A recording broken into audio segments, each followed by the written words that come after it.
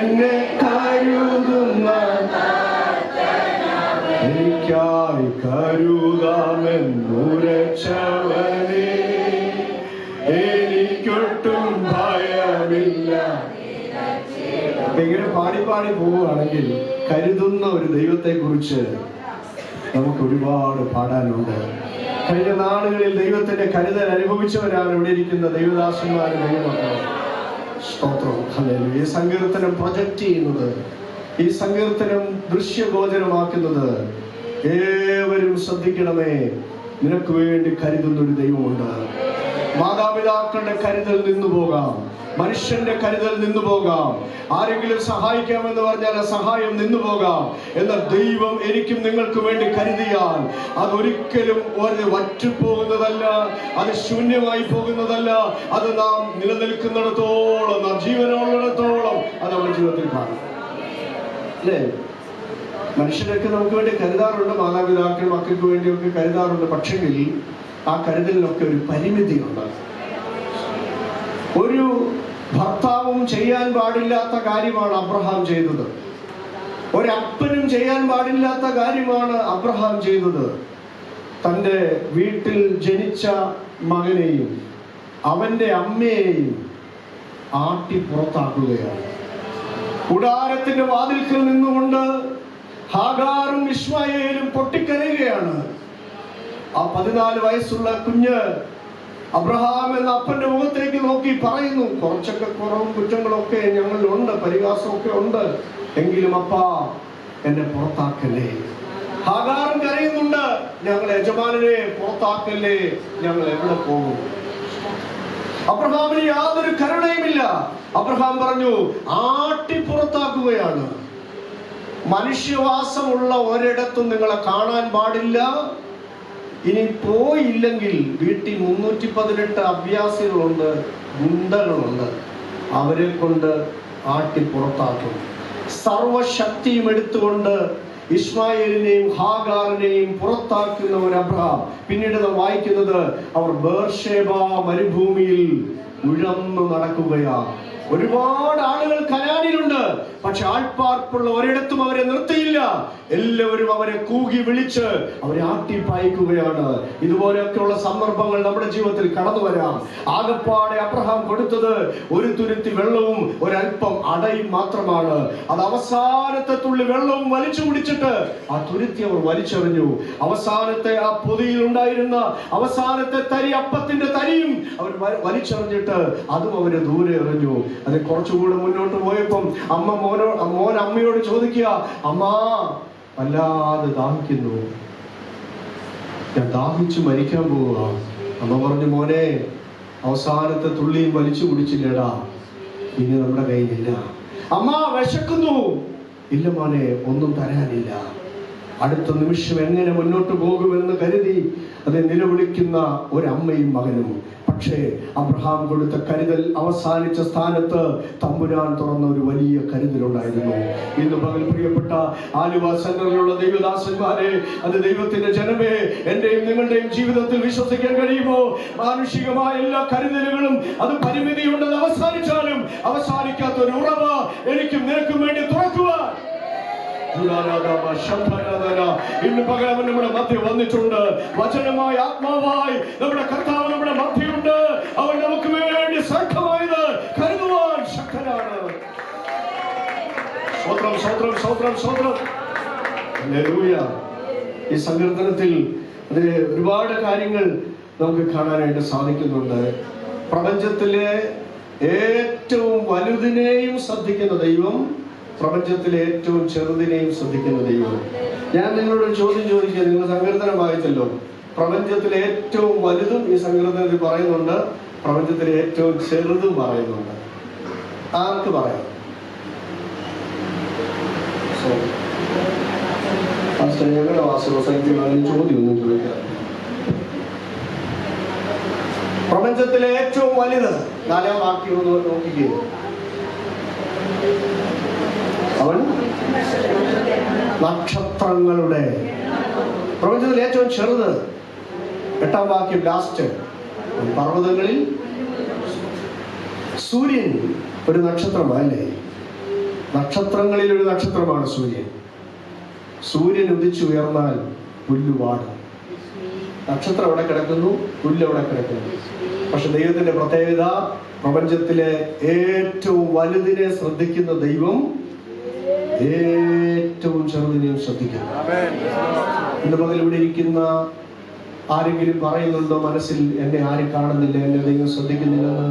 അടിവരയിട്ട് ഹൃദയത്തിൽ നെഞ്ചത്ത് കൈവച്ച് പറഞ്ഞു, എന്നെ കാണുന്ന ഒരു ദൈവമുണ്ട്, എന്നെ ശ്രദ്ധിക്കുന്ന ഒരു ദൈവമുണ്ട്. ആരും എന്റെ കണ്ണുനീര് കാണുന്നില്ലെങ്കിലും, ആരും എന്റെ പ്രാർത്ഥന കേൾക്കുന്നില്ലെങ്കിലും, എന്റെ അവസ്ഥ ആരും അറിയുന്നില്ലെങ്കിലും എന്നെ കാണുന്ന രണ്ട് കണ്ണുകളുണ്ട്. അവൻ നക്ഷത്രങ്ങളുടെ എണ്ണം നോക്കുന്നു. ദൈവത്തിന്റെ അത്ര വലിപ്പം അല്ലേ? നക്ഷത്രങ്ങളുടെ എണ്ണം നോക്കുന്നു. ദൈവം ചരിത്രത്തിൽ ഒരാളോടെ പറഞ്ഞുള്ളൂ നക്ഷത്രങ്ങളെ എണ്ണാനായിട്ട്.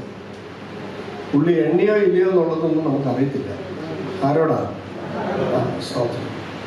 നക്ഷത്രങ്ങളെ എണ്ണാൻ പറ്റുമോ? പറ്റത്തില്ലെന്നാണ് സയൻസ് പറയുന്നത്. പക്ഷെ പറ്റുമെന്നും സയൻസ് പറയുന്നുണ്ട്. ഒരു മിനിറ്റിൽ 200 എണ്ണം വെച്ച് എണ്ണണം. ഒരു മിനിറ്റിൽ 200 എണ്ണം വെച്ച് എണ്ണണം. അങ്ങനെ എണ്ണിയാൽ നക്ഷത്രങ്ങളെ മൊത്തം എണ്ണാം. പക്ഷെ 1000 വർഷം എടുക്കും. സ്തോത്രം. മനുഷ്യൻ എണ്ണാൻ പറ്റും. പക്ഷെ ദൈവത്തെ കുറിച്ച് പറയുന്ന നക്ഷത്രങ്ങളുടെ എന്തിനാ എണ്ണം നോക്കുന്നേ? ടീച്ചർ എന്തിനാ ഹാജര് വിളിക്കുന്നേ ക്ലാസ്സില്? നമ്മളെന്തിനാ പ്രസന്റ് സാർ, പ്രസന്റ് ടീച്ചർ എന്ന് പറയുന്നേ? ഞാൻ വന്നിട്ടുണ്ട്, ഞാൻ ആബ്സെന്റ് അല്ല. അപ്പൊ നക്ഷത്രങ്ങളെ എണ്ണം നോക്കുന്ന എന്തിനാ? ഈ പ്രപഞ്ചത്തിലെ കോടാകോടി നക്ഷത്രങ്ങളെ സൃഷ്ടിച്ച ദൈവം അതിന്റെ എണ്ണം നോക്കുന്നു. 1, 2, 3 എന്ന് പറഞ്ഞ്. എന്തിനാന്ന് ചോദിച്ചാൽ, ഇന്ന് ശാസ്ത്രം പറയുന്നുണ്ട് നക്ഷത്രങ്ങൾ കുറയുന്നുണ്ട്, നക്ഷത്രങ്ങൾ മരിക്കുന്നുണ്ട്, നക്ഷത്രങ്ങൾ ജനിക്കുന്നുണ്ട്. സയൻസിന്റെ ഭാഷയാണ്.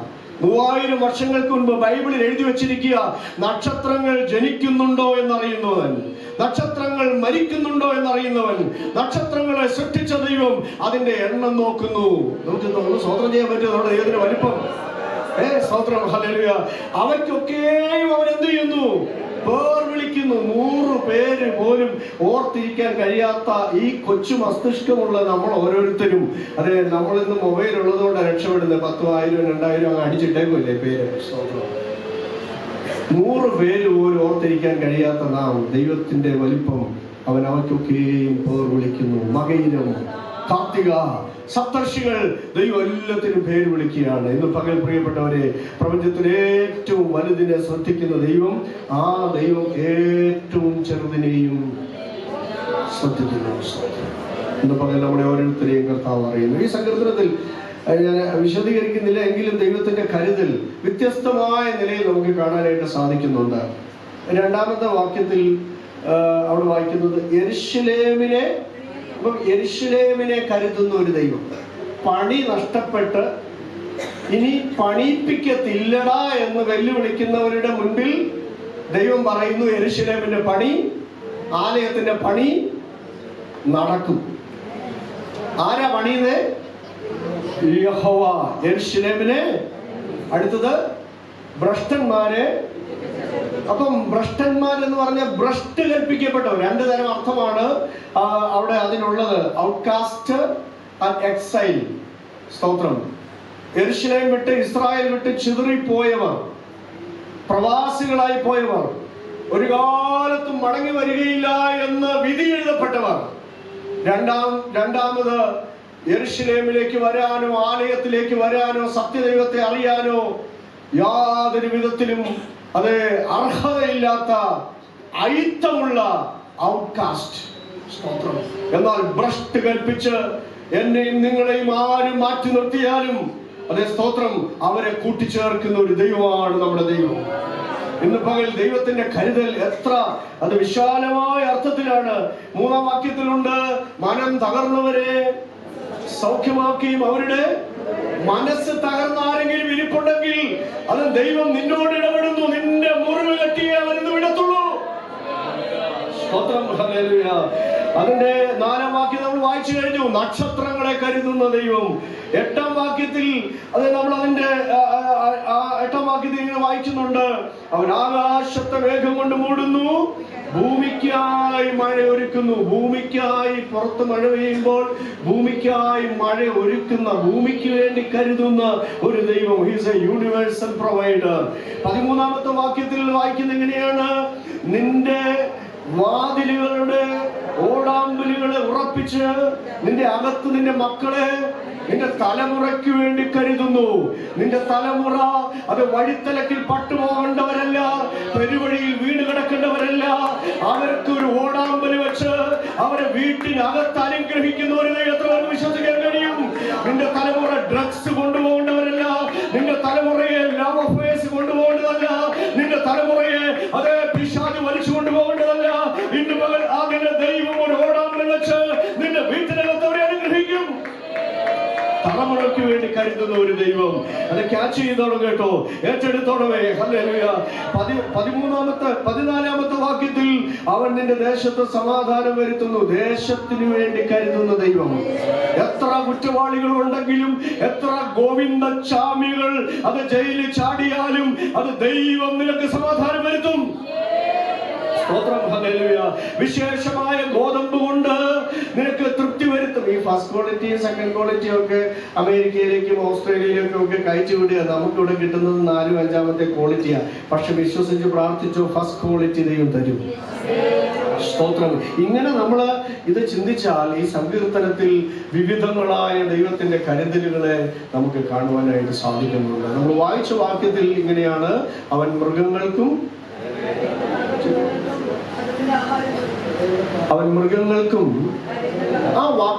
ആ വാക്യത്തിലൂടെ പരിശുദ്ധാത്മാവ് അത് എന്നെ ഓർപ്പിച്ച 1-2 ചിന്തകളാണ് നിങ്ങളുമായി പങ്കുവെക്കുന്നത്. മൃഗങ്ങൾക്കും കരയുന്ന കാക്കക്കുഞ്ഞുങ്ങൾക്കും അതിനകത്തൊരു ദൂതുണ്ട്. പ്രിയപ്പെട്ടവരെ, അതതിന്റെ ആഹാരം നൽകുന്ന ഒരു ദൈവം.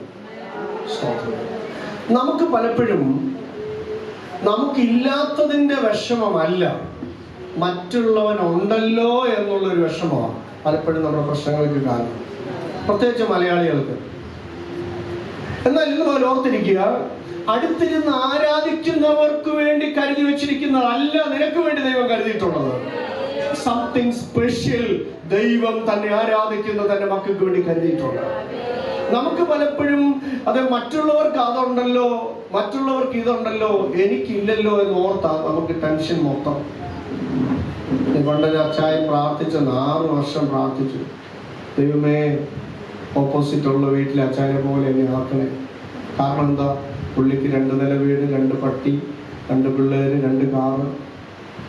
6 വർഷം പ്രാർത്ഥിച്ചു, ദൈവമേ എന്നെ അപ്പുറത്തെ അച്ചായനെ പോലെ ആക്കണേ. പുള്ളിക്കത് കണ്ടിട്ട് അങ്ങ് ഇരിക്കപ്പെടുന്നില്ല. ദൈവം പ്രാർത്ഥനയ്ക്ക് മറുപടി കൊടുത്തില്ല. അപ്പൊ 7-ാമത്തെ വർഷം പുള്ളി പ്രാർത്ഥന ഒന്ന് മാറ്റി പിടിച്ചു. ദൈവമേ എന്നെ അയാളെ പോലെ ആക്കാൻ പറ്റില്ലെങ്കിൽ അയാളെ എന്നെ പോലെ ആക്കാം. പലപ്പോഴും നമുക്ക് ഇല്ല എന്നുള്ളതിനേക്കാൾ മറ്റുള്ളവനുണ്ടല്ലോ എന്ന വിഷമമാണ്. ഇന്ന് പകരം അത് മാറണം. അടുത്ത അയൽവക്കക്കാരനുള്ള കരുതലല്ല ദൈവം നിനക്ക് വേണ്ടി കരുതി വെച്ചിട്ടുള്ളത്. അടുത്തിരുന്ന് ആരാധിക്കുന്നവർക്കുള്ള നന്മയല്ല ദൈവം നിനക്ക് വേണ്ടി കരുതി വെച്ചിട്ടുള്ളത്. അണ്ടർലൈൻ ചെയ്ത് ആ വാക്യം പഠിച്ചോണം. അതതിന്റെ ആഹാരം തരുന്ന ദൈവം. കാട്ടിലെ മൃഗങ്ങൾക്കുള്ള ആഹാരം കാക്കക്കുഞ്ഞിന് കൊടുക്കത്തില്ല. കാക്കക്കുഞ്ഞിന്റെ ആഹാരം കാട്ടിലെ മൃഗത്തിന് കൊടുക്കത്തില്ല. കാക്കക്കുഞ്ഞിന്റെ ആഹാരം എടുത്ത് കാട്ടിലെ മൃഗമായ കടുവയ്ക്ക് കൊടുത്താൽ കടുവയ്ക്ക് ചോക്ലേറ്റ് കഴിച്ച പോലെ തോന്നത്തുള്ളൂ. കടുവയുടെ ആഹാരം എടുത്ത് കാക്കക്കുഞ്ഞിന് കൊടുത്താൽ നമ്മൾ ചിലപ്പം കുഴിമന്തിയൊക്കെ കഴിച്ച് AC കൂട്ടിയിട്ട് ഉറക്കം വരാതെ മലമ്പാമ്പ് ആടിനെ വിഴുങ്ങി കിടക്കുന്ന പോലെ, ഉറക്കം വരാതെ കിടക്കുന്ന പോലെ ആയിരിക്കും ചിലപ്പോൾ കാക്കക്കുഞ്ഞിന് നേരക്കേടുണ്ടാവും. അതിന് പിടിക്കത്തില്ല. അവരവർക്ക് വേണ്ടത് എന്താണെന്ന് ഇന്ന് പകൽ ദൈവം അറിയുന്നുണ്ട്. സ്തോത്രം. എത്ര പേർക്ക് മനസ്സിലാകുന്നുണ്ട് ദൈവത്തിന്റെ സന്നിധി, ദൈവവചനം എത്ര പേർക്ക് അത് വിശ്വസിക്കാൻ കഴിയും? എനിക്ക് വേണ്ടിയത് എന്റെ ദൈവം അറിയുന്നു. അടുത്തിരിക്കുന്ന ആളുടെ അനുഗ്രഹമല്ല എനിക്കുള്ളത്. എന്റെ ദൈവം എന്നെ വീണ്ടും ജനിപ്പിച്ച എന്റെ അപ്പൻ എനിക്ക് വേണ്ടത് നന്നായിട്ട് അറിയുന്നു. അത് കൃത്യ സമയത്ത് എന്റെ ജീവിതത്തിൽ തരുവാൻ അവൻ വിശ്വസ്തനാണ്. കരയുന്ന കാക്കക്കുഞ്ഞുങ്ങൾ. കാക്കക്കുഞ്ഞ് എത്രയോ നിസ്സാരമായ ഒരു ജീവിയാണ്. വളരെ നിസ്സാരമായ കാക്കക്കുഞ്ഞിന് വേണ്ടി നമ്മൾ കാക്കക്കുഞ്ഞിനെ കണ്ടാൽ അതിനെ അടുത്ത് വിളിച്ച് തലോടി ഇഡ്ഡലിയും ചപ്പാത്തിയും ഒന്നും ഇട്ട് കൊടുക്കാറുണ്ട്. പണ്ടത്തെ അമ്മച്ചിമാരാണെങ്കിൽ കാക്ക അടുക്കളയുടെ അടുത്ത് വന്നിട്ട് കരയുമ്പോഴേ അവരെന്ത് ചെയ്യും? ഓ കാക്കയെന്ന് പറഞ്ഞ് ഓടിച്ചു. ഞങ്ങളുടെയൊക്കെ കുഞ്ഞിലെ അമ്മച്ചിമാർ പറയും, ചപ്പാത്തിയുടെ കഷ്ണമൊക്കെ ആയിട്ട് വരാതെ നിൽക്കുമ്പോൾ പറയും, 360 ഡിഗ്രി ക്യാമറ പോലെയാണ് കാക്ക കണ്ണ് തിരിക്കുന്നത്, തല വെട്ടിക്കാതെ കണ്ണ് തിരിക്കുന്നു. അമ്മച്ചി പറയും, മക്കളെ സൂക്ഷിച്ചോണ്ടില്ലെങ്കിൽ തട്ടിപ്പറിച്ചോണ്ട് പോകും. അപ്പം ഇച്ചിരി കൂടെ മുറുക്കി പിടിക്കും. വാഴക്കൈയിലിരുന്നു, പ്ലാവിൻ്റെ മുമ്പിലിരുന്നു, അടുക്കളയുടെ അടുത്ത് വന്നിരുന്നു കാക്ക കരയുമ്പം നമ്മളതിനെ ഓടിച്ചു വിടും. എന്നാൽ ഇന്ന് പകൽ അതിനു വേണ്ടി കരുതുന്നില്ല, നിസ്സാരമായതിനു വേണ്ടി കരുതുന്നില്ല. ഞങ്ങൾ റാന്നിയിൽ കീഴ്ക്കടൂര് സഭയുടെ ശുശ്രൂഷയിലായിരുന്നപ്പോൾ ഞാൻ പലയിടത്തും പറയാറുണ്ട്, ഏറ്റവും കുഞ്ഞുങ്ങൾക്ക് വേണ്ടി പോലും അവരുടെ പ്രാർത്ഥന പോലും കേൾക്കുന്ന ഒരു ദൈവമാണ് നമ്മുടെ ദൈവം. ഞങ്ങളിങ്ങനെ വിസിറ്റിങ്ങിന് പോയപ്പോൾ ഞങ്ങളുടെ ചർച്ചിലുള്ള അല്ലാത്ത വീടുകളിലും കൂടെ കയറി. ഇപ്പോൾ ഒരു വീട്ടിൽ കയറി, അവർ തിരുവനന്തപുരത്തു നിന്ന് അവിടെ വന്ന് താമസിക്കുന്നവരാണ്. മകന് പെയിൻറ്റിങ്ങിൻ്റെ ജോലിയുള്ള ബന്ധത്തിൽ റാന്നിയിൽ വന്ന് അവർ താമസിക്കുക. ഞങ്ങളവിടെ ചെന്നപ്പോൾ ആ പയ്യൻ്റെ കാലൊക്കെ ഇങ്ങനെ പ്ലാസ്റ്ററൊക്കെ ഇട്ട് കെട്ടിത്തൂക്കിയിട്ടിരിക്കുന്നു. അമ്മയുണ്ട്, 2 കൊച്ചു മക്കളുണ്ട്, 5 വയസ്സും 3 വയസ്സുള്ള 2 പെൺകുട്ടികൾ. അപ്പോൾ ഈ അമ്മച്ചി ഞങ്ങളോട് പറഞ്ഞു, പാസ്റ്റേ ഞങ്ങൾ 2-3 ആഴ്ചയായിട്ട് പട്ടിണിയിലാണ്, പക്ഷെ എങ്കിലും ദൈവം ഞങ്ങളെ അതിശയകരമായിട്ട് നടത്തുക എന്ന് പറഞ്ഞ് ഈ മാതാവ് ഒരു സാക്ഷി പറഞ്ഞത്, ഞങ്ങൾ തിരുവനന്തപുരത്തു നിന്ന് പെയിന്റിങ്ങിന്റെ ജോലിക്ക് വേണ്ടി ഇവിടെ വന്നതാണ്. എൻ്റെ മോൻ 2-3 ആഴ്ച മുമ്പ് ഒരു കെട്ടിടത്തിൻ്റെ മുകളിൽ 3ാമത്തെ നിലയിൽ പെയിന്റ് ചെയ്തുകൊണ്ടിരിക്കുമ്പം നല്ല മഴക്കാലമാണ്. അവന് തെന്നി വീണ് താഴേക്ക് വന്ന് പതിച്ചപ്പോൾ ഒരു കോൺക്രീറ്റ് കമ്പിയിൽ കാല് തുളച്ചു കയറി സെപ്റ്റിക്കായി പഴുത്ത് ഈ അവസ്ഥയിൽ കിടക്കുക. 3 ആഴ്ചയായി പാസ്റ്ററെ, അത് വളരെ ഞെരുക്കത്തിലാണ്, പക്ഷെ എങ്കിലും ദൈവം ഞങ്ങളെ അതിശയകരമായിട്ടാണ് നടത്തുന്നത് എന്ന് പറഞ്ഞ് ഈ മാതാവ് പറഞ്ഞൊരു സാക്ഷ്യമുണ്ട്. അതാണ് ഞാൻ പറയാൻ വരുന്നത്. 2 ആഴ്ച മുമ്പ് എൻ്റെ ഈ കൊച്ചുമക്കൾ, 5 വയസ്സും 3 വയസ്സുമുള്ള ഈ കൊച്ചു പെൺമക്കള് എന്നോട് പറഞ്ഞു, അമ്മച്ചി ഞങ്ങൾക്ക് കോഴിമുട്ട തിന്നാൻ കൊതിയാണ്, ഞങ്ങൾക്ക് കോഴിമുട്ട തിന്നാൻ. അപ്പൊ ആ സമയത്ത് അടുത്ത മലയുടെ ഇപ്പുറത്തെ സൈഡിലാണ് ഞാൻ കീഴ്ക്കടൂർ ചർച്ച. എനിക്കത് ഒരു മോനേ ഉള്ളൂ, മൂത്തം മാത്രമേ ഉള്ളൂ. പോയിരുന്നു പ്രാർത്ഥിക്കും. 2 മുറി, ഒരു അടുക്കള, ഒരു ബെഡ്റൂമുണ്ട്. ഈ കുഞ്ഞുങ്ങൾ 2 പേരും തലയിലൊക്കെ തുണിയിട്ട് കട്ടിലെ പോയിരുന്നു പ്രാർത്ഥിച്ച് തളർന്ന് അതുങ്ങൾ ഉറങ്ങിപ്പോയി. യേശുപ്പച്ച കോഴിമുട്ട തിന്നാൻ കൊതിയാവുന്നേ എന്ന് പറഞ്ഞ് പ്രാർത്ഥിച്ചുറങ്ങിപ്പോയി. ഉച്ച കഴിഞ്ഞ് 3 മണിയൊക്കെ ആയപ്പം ഒരു കോഴി കൊക്കുന്ന ശബ്ദം കേട്ട് പാസ്റ്ററെ ഞാൻ ആ മുറിക്കകത്തേക്ക് ചെന്നപ്പം ഒരു കറുത്ത കോഴി കരഞ്ഞുകൊണ്ട് വീട്ടിൽ നിന്ന് വെളിയിലോട്ട് പോയി. ബെഡ്ഷീറ്റൊക്കെ മാറ്റി നോക്കിയപ്പോൾ ഒരു കോഴിമുട്ട അതിനകത്തുണ്ടായിരുന്നു. പ്രൈസ് ദി ലോർഡ് പറഞ്ഞ് പിള്ളേർക്ക് വറുത്തൊന്നും കൊടുത്തില്ല. ഞങ്ങൾ വാടകയ്ക്ക് താമസിക്കുകയല്ലേ. ഞാൻ ആ കോഴിമുട്ടയും കൊണ്ട് പുറത്തിറങ്ങി. എൻ്റെ അടുത്തുള്ള വീട്ടിലൊക്കെ ഞങ്ങൾ ചെന്ന് ചോദിച്ചു, നിങ്ങൾക്ക് ഇങ്ങനെ മുട്ടയിടുന്ന കോഴിയുണ്ടോ? അപ്പോൾ അവർ പറഞ്ഞു, ഞങ്ങൾക്ക് മുട്ടയിടുന്ന കോഴിയൊക്കെ ഉണ്ട്, പക്ഷേ ഒരു കറുത്ത കോഴി ഇല്ല എന്ന് പറഞ്ഞു. അപ്പം മനസ്സിലായി, കൊച്ചുമക്കളുടെ ആഗ്രഹം പോലും, അവരുടെ കണ്ണുനീര് പോലും കേൾക്കുന്ന ഒരു ദൈവമുണ്ട്. വല്യപ്പച്ചൻ്റെ കരച്ചിൽ മാത്രം കേൾക്കുന്ന ദൈവമല്ല. കുഞ്ഞുങ്ങളെ, ഇവിടെ ഇരിക്കുന്ന സൺഡേ സ്കൂൾ കുഞ്ഞുങ്ങളോട് എനിക്ക് പറയാനുണ്ട്, യൗവനക്കാരോട് എനിക്ക് പറയാനുള്ളത്, അത് മുതിർന്നവരുടെ പ്രാർത്ഥന മാത്രം കേൾക്കുന്ന ഒരു ദൈവമല്ല. കരയുന്ന കാക്ക കുഞ്ഞിനും അതിനു വേണ്ടി പ്രവർത്തിക്കുന്ന ഒരു ദൈവം. സ്തോത്രം, ഹല്ലേലൂയ. അപ്പം അവരവർക്ക് വേണ്ടത് എന്താണ് ദൈവത്തിന്. ഇനി ദൈവം നമുക്ക് വേണ്ടി കരുതി വെച്ചിട്ടുള്ളതിനെ തട്ടിപ്പറിക്കാൻ ലോകത്തിൽ ആർക്കും സാധിക്കുകയില്ല. നമുക്ക് ദൈവം എന്താണ് വെച്ചിട്ടുള്ളത് അത് കൃത്യസമയത്ത് നമ്മുടെ കയ്യിലെത്തിക്കാൻ ദൈവശക്തനാണ്. അപ്പം കരയണം, നിലവിളിക്കണം. സ്തോത്രം. ജീവിതത്തിൽ എല്ലാം ഉണ്ടെങ്കിലും നമ്മൾ കരയുന്നവരാകണം. എന്തെല്ലാം ഉണ്ടെങ്കിലും. കഴിഞ്ഞ ദിവസം ഒരാൾ പറയുന്ന കേട്ട് 3 കോടി രൂപ കയ്യിലുണ്ടായിരുന്നു, പക്ഷേ മരിക്കുന്ന സമയത്ത് ഒരു തുള്ളി വെള്ളം പോലും കുടിക്കാൻ കിട്ടിയില്ല. സ്തോത്രം. പ്രിയപ്പെട്ടവർ, എന്തെല്ലാം നമുക്കുണ്ടെങ്കിലും ദൈവം നമുക്ക് വേണ്ടി കരുതുന്നില്ല എങ്കിൽ അതുകൊണ്ട് യാതൊരു അർത്ഥവുമില്ല. ഞാൻ വേഗത്തിൽ പറഞ്ഞ് അവസാനിപ്പിക്കട്ടെ. സ്തോത്രം. ഈ കാക്കക്കുഞ്ഞിന് ദൈവം ശ്രേഷ്ഠമായി, ദൈവം കൊടുത്തതല്ലേ, അപ്പോൾ ഏറ്റവും ശ്രേഷ്ഠമായിട്ടായിരിക്കും കൊടുത്തത്. നല്ല ആഹാരമൊക്കെ കഴിച്ചു. കാക്കക്കുഞ്ഞ് സഭായോഗത്തിന് വന്നു. സാക്ഷ്യം പറയണ്ടേ? ചില പുള്ളികളുണ്ട്, എന്നാ കിട്ടിയാലും സഭയിലും കാണത്തില്ല, സാക്ഷ്യവും ഇല്ല, പാസ്റ്ററും അറിയത്തില്ല. പ്രാർത്ഥിക്കണേന്ന് ചിലർ പറയും. പാസ്റ്ററെ സഭയെ മറുപടി കിട്ടിയാൽ പിന്നെ ആ വഴിക്കെങ്ങും കാണത്തില്ല. സ്തോത്രം. ഇനി ചില വീട്ടിലുണ്ട്, ആരെങ്കിലും പിള്ളേരാരെങ്കിലും ഗൾഫിൽ നിന്നോ UK നിന്നോ അമേരിക്കയിൽ നിന്നോ വന്നാൽ പാസ് അറിയത്തില്ല. വന്നു, നിന്നു, പോയി കഴിഞ്ഞപ്പോഴാ. അങ്ങനെയൊന്നും അല്ല. ദൈവം നമ്മുടെ പ്രാർത്ഥനയ്ക്ക് മറുപടി തന്നെങ്കിൽ അത് ദൈവസന്നിധിയിൽ വന്ന് പറയണം. അത് മറ്റുള്ളവരുടെ വിശ്വാസം വർദ്ധിക്കാനായിട്ടിടയാകും. കാക്കക്കുഞ്ഞ്, എൻ്റെ ഭാവനയാണ്, കാക്കക്കുഞ്ഞ് സഭയിൽ വന്നു സാക്ഷ്യം പറയാനായിട്ട് പാസ്റ്റർ സമയം കൊടുത്തു. കാക്കക്കുഞ്ഞ് ബൈബിളൊക്കെ എടുത്ത് മാറോട് ചേർത്ത് പിടിച്ച് ഒന്ന് ആടി ഒരു ഹല്ലേലൂയൊക്കെ പറഞ്ഞു. ദൈവമക്കളെ, ഞാൻ കരഞ്ഞപ്പോൾ എല്ലാവരും എന്നെ കല്ലെടുത്ത് എറിഞ്ഞ് ഓടിച്ചു, എന്നെ കളിയാക്കി. എന്നാൽ എന്നെ സൃഷ്ടിച്ച എൻ്റെ ദൈവം എനിക്ക് വേണ്ടത് ഇറക്കി തന്നു. കൂട്ടത്തിൽ ഒരു സാക്ഷ്യം കൂടെ കാക്കക്കുഞ്ഞ് പറഞ്ഞു. എൻ്റെ വല്യപ്പൻ കാക്ക വിശ്വസ്തനായിരുന്നത് കൊണ്ടാ കുഞ്ഞായ എൻ്റെ കരച്ചിൽ തമ്പുരാൻ പെട്ടെന്ന് കേട്ടത്. സഭായോഗം കഴിഞ്ഞ് എല്ലാവരും കാക്കക്കുഞ്ഞിനെ ചുറ്റും കൂടി. കാക്കക്കുഞ്ഞ്, നീ ആദ്യം പറഞ്ഞ് ഞങ്ങൾക്ക് മനസ്സിലായി, ദൈവം നിന്റെ കരച്ചിൽ കേട്ട്, ഞങ്ങളുടെയും കരച്ചിലൊക്കെ ദൈവം കേട്ടിട്ടുണ്ട്. പക്ഷെ നിന്റെ വല്യപ്പൻ കാക്ക വിശ്വസ്തനായിരുന്നു. കാക്കക്കുഞ്ഞ് അവരോട് പറഞ്ഞു, അതെ, പണ്ട് 3.5 വർഷം വെള്ളമില്ലാതെ ദേശം വറ്റി വരണ്ടുണങ്ങിയപ്പോൾ ദൈവത്തിൻ്റെ ദാസനായ ഏലിയാവിന് വേണ്ടി ദൈവം കൊടുത്തത് വിശ്വസ്തമായി കൊണ്ടുപോയി കൊടുത്തു. അന്ന് ഞങ്ങളുടെ പക്ഷിവർഗത്തെ മുഴുവൻ തമ്പുരാൻ വിളിച്ചതാ. ഞങ്ങളുടെ പർവ്വജാതികളെ മുഴുവൻ വിളിച്ചു. കൂട്ടത്തിൽ സുന്ദരിയായ മയിലുണ്ടായിരുന്നു. മയിലിന് എന്താ പറയുന്നത് മക്കളെ? ശ്രദ്ധിക്കുന്നുണ്ടോ? പീകോക്ക് അല്ലേ? മയിലേ, നീയല്ലേ മിസ് ഫോറസ്റ്റ്? നിനക്കല്ലേ ഒരുപാട് സൗന്ദര്യം ഞാൻ തന്നിരിക്കുന്നത്? നീ എത്ര സുന്ദരിയാണ്, നീ അതിന് നന്ദി കാണിക്കണം. ഞാൻ ഈ തരുന്ന പാക്കറ്റ് എൻ്റെ ദാസൻ്റെ കയ്യിലൊന്ന് കൊണ്ടുപോയി എത്തിക്കണം. കുയില പീലിയൊക്കെ വിടർത്തി ആടിയിട്ട് പറഞ്ഞു, എന്നെ കൊണ്ടൊക്കത്തില്ല, ഇത് തല പോകുന്ന പ്രശ്നമാ. കുയിലങ്ങ് പോയി. മയിലങ്ങ് പോയി. ദൈവം കുയിലിനെ വിളിക്കുകയാ. കുയിലേ, നീയല്ലേ ഏറ്റവും നല്ല പാട്ടുകാരി? നിനക്ക് ഒരുപാട് ട്രോഫി സൺഡേ സ്കൂളിലും വൈപ്പിക്കും ഒക്കെ കിട്ടിയിട്ടില്ലേ? ഒരുപാട് സമ്മാനം നീ വാങ്ങിച്ചിട്ടില്ലേ? നീ എത്ര മധുരമായിട്ടാണ് പാടുന്നത്.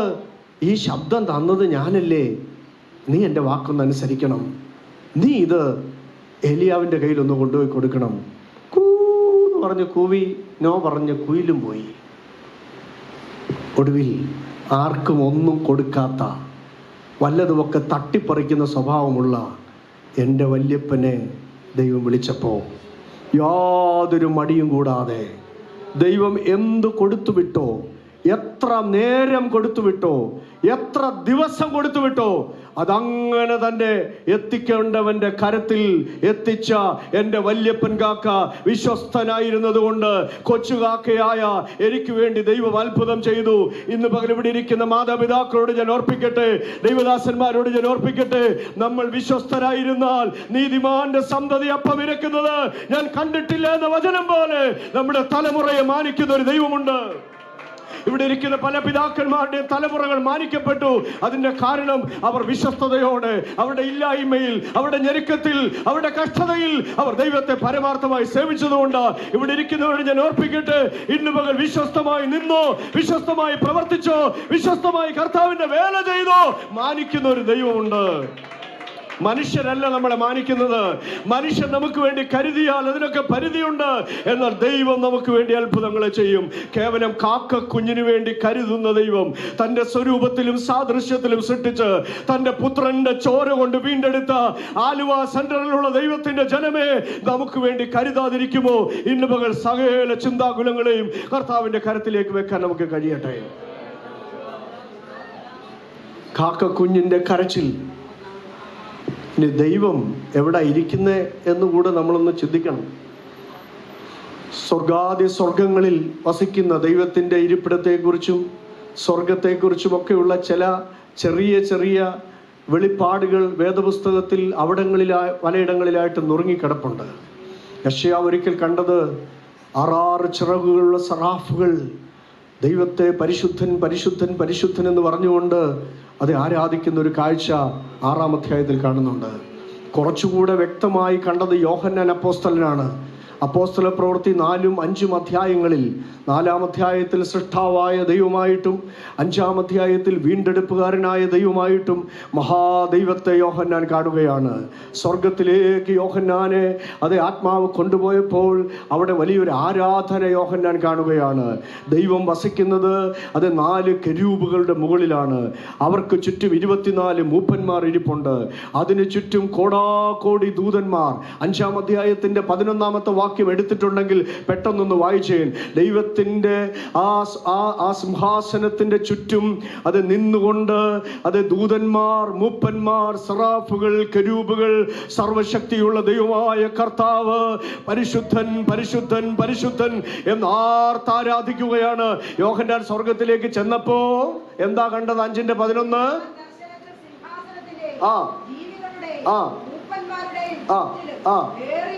ഏറിയ ദൂതന്മാരുടെ സംഘത്തെ കണ്ടു. എണ്ണി നോക്കാൻ തുടങ്ങി. 1 2 3 4. പക്ഷെ എണ്ണാൻ പറ്റുന്നില്ല.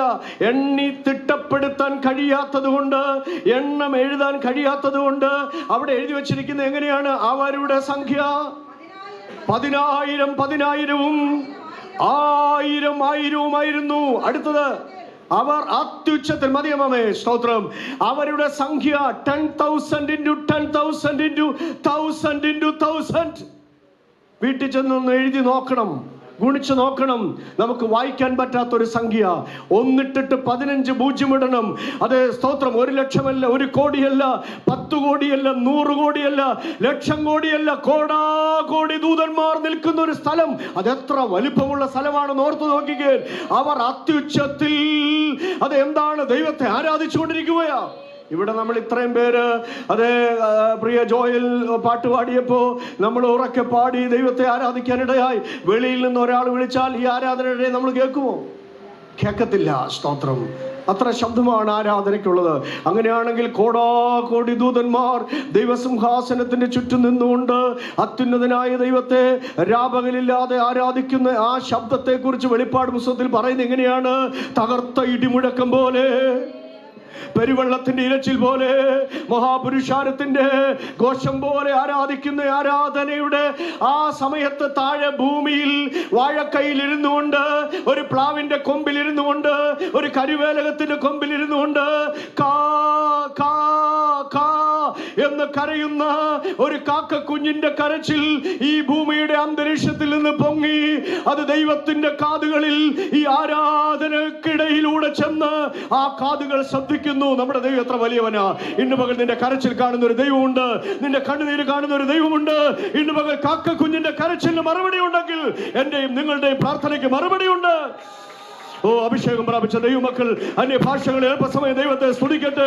ഇന്ന് പകൽ മാർട്ടിൻ പാസ്റ്ററെ, ഇവിടെയുള്ള ദൈവത്തിന്റെ ജനമേ, നിങ്ങളുടെ കരച്ചിൽ ദൈവം കാണുന്നുണ്ട്, നിന്റെ പ്രാർത്ഥന ദൈവം കാണുന്നുണ്ട്. നിനക്ക് വേണ്ടി ദൈവം ഒരു കരുതൽ വെളിപ്പെടുത്താൻ പോകുകയാ. ആർക്കും തുറക്കാൻ കഴിയാത്ത ഒരു ഉറവ, ആർക്കും അടയ്ക്കാൻ കഴിയാത്ത ഒരു ഉറവ, ഒരു വാതിൽ ദൈവത്തിന് തുറക്കുവാനുണ്ട്. യേശുവിന്റെ നാമത്തിൽ വിശ്വാസത്തിന്റെ ആഴത്തിലേക്ക് പോയി ഇന്ന് പകൽ ദൈവത്തെ സ്തുതിക്കാൻ നമുക്ക് കഴിയട്ടെ.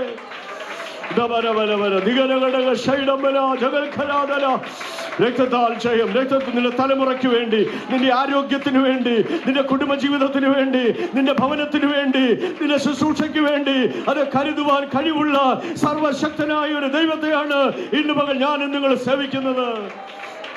സ്തോത്രം. ഹല്ലേലൂയ. വിശ്വസിച്ച് ആമേൻ പറഞ്ഞ് ഇന്ന് പകൽ ഈ ദൂത് നമുക്ക് ഏറ്റെടുക്കാം. ഈ ദൂത് എനിക്കുള്ള ദൂതാണ്, ഇത് നിങ്ങൾക്കുള്ള ദൂതാണ്. ഇന്ന് പകൽ കോടാകോടി ദൂതന്മാരുടെ ആരാധനയുടെ ശബ്ദത്തിനിടയിലൂടെ താഴെ വാഴക്കയിൽ ഇരുന്നുകൊണ്ട്, ഭൂമിയിൽ ഇരുന്നുകൊണ്ട് ഭക്ഷണത്തിന് വേണ്ടി കരയുന്ന ഒരു നിസ്സാരമായ കാക്ക കുഞ്ഞിന്റെ കരച്ചിൽ ശബ്ദിച്ച് എവിടെ നിന്നാണ് കരഞ്ഞത്? അത് കൂവപ്പടിയിൽ നിന്നാണോ? ഹല്ലേലൂയ മുപ്പത്തടത്ത് നിന്നാണോ? ആലുവയിൽ നിന്നാണോ? ചേന്നമംഗലത്ത് നിന്നാണോ? അങ്കമാലിയിൽ നിന്നാണോ എവിടെ നിന്നാണ് കരഞ്ഞതെന്ന് മനസ്സിലാക്കി അതിന് തീരെത്തിച്ചു കൊടുക്കുന്ന സർവശക്തനായ ദൈവം ഇന്ന് പകൽ ഇവിടെ ഇരിക്കുന്ന കർത്താവിന്റെ ദാസന്മാരെ, ദൈവത്തിന്റെ ജനമേ, കൊച്ചു കുഞ്ഞുങ്ങളെ, എനിക്കും നിങ്ങൾക്കും വേണ്ടി ശ്രേഷ്ഠമായത് അത് തരുവാൻ തക്കവണ്ണം ദൈവം വിശ്വസ്തനാണ്.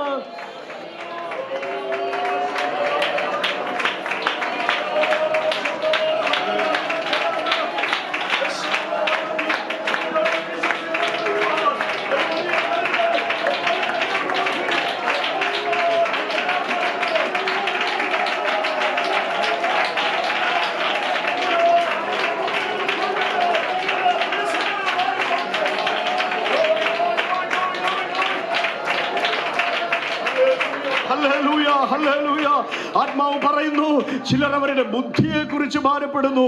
എത്ര പഠിച്ചിട്ടും ഓർമ്മയിലിരിക്കുന്നില്ല. എന്റെ കുഞ്ഞിന് ബുദ്ധി ശരിക്കും നിൽക്കുന്നില്ല. ഇന്ന് പകൽ ബുദ്ധിയുടെ ഉറവ അവൻ തുറക്കുന്ന ദൈവമാണ്. ഓ, ചിലരുടെ നന്മകൾ ചിലർക്ക് അടയപ്പെട്ടിരിക്കുകയാ. എന്നാൽ ഇന്ന് പകൽ തമ്പുരാൻ കിഴക്കിനോട് കൽപ്പിക്കുന്നു, വടക്കിനോട് കൽപ്പിക്കുന്നു, പടിഞ്ഞാറിനോട് കൽപ്പിക്കുന്നു, തെക്കിനോട് കൽപ്പിക്കുന്നു, എന്റെ ജനത്തിന്റെ അടുക്കിലേക്ക് ചില ഉറവുകൾ തുറക്കുവാൻ. ശുശ്രൂഷിച്ച് കുഴഞ്ഞ, ശുശ്രൂഷിച്ച് ക്ഷീണിച്ച ദൈവത്തിന്റെ ദാസനെ ഇന്ന് പകൽ ദൈവാത്മാവ് നിന്നെ പുതിയ ശക്തിയോടെ എഴുന്നേൽപ്പിക്കുവാൻ ആഗ്രഹിക്കുകയാണ്. സ്തോത്രം, ഹല്ലേലൂയ.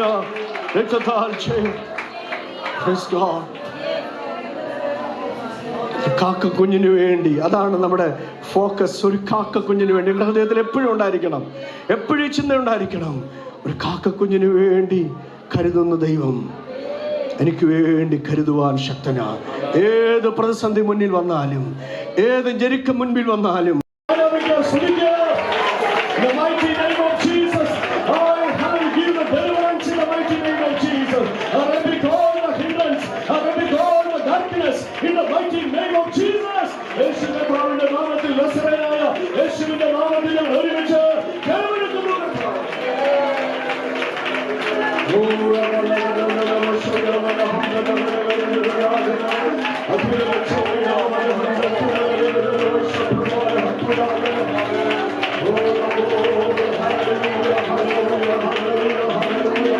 Hallelujah, hallelujah.